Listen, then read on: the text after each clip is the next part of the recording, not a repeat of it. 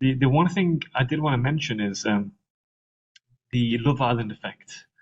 So I get a lot of guys wanting to go on TRT in their teens, in their 20s. And you mentioned the analogy of the bucket, the holes in the bucket. These guys Wow. aren't eating right.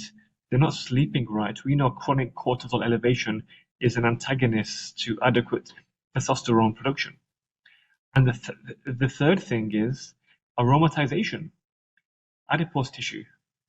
You're converting that testosterone through aromatase into kind of female hormones, aren't you? If you got increased adipose tissue, so the holes in the bucket, getting lean, dropping your body fat percentage, sleeping better, stopping smoking, and just stress management. And then people want to go on TRT without doing this. It's a real, I call it the Love Island effect. People want to get jacked very quickly. I do wonder how much of that decline in that earlier drop off in age can be explained by obesity rates Yeah. as well. I don't know, I haven't seen the data, but as you say, it all matches up, doesn't it?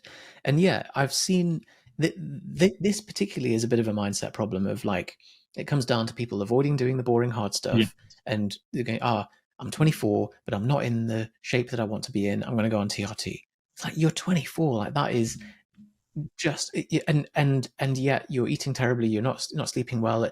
And I've seen people not even just TRT but just using um you know performance enhancing doses of, or actually reckless doses of steroids, just to stay in average shape, just to Yeah. offset all of the downsides of their bad lifestyle.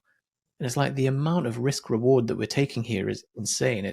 I've heard Peter Attia talk about this in terms of that's the equivalent of picking up pennies in front of a train. He's like, if I'm going to be introducing a supplement into my life, I want to be picking up dollar bills in front of a tricycle, not pennies in front of a train. Exactly. Really good analogy. And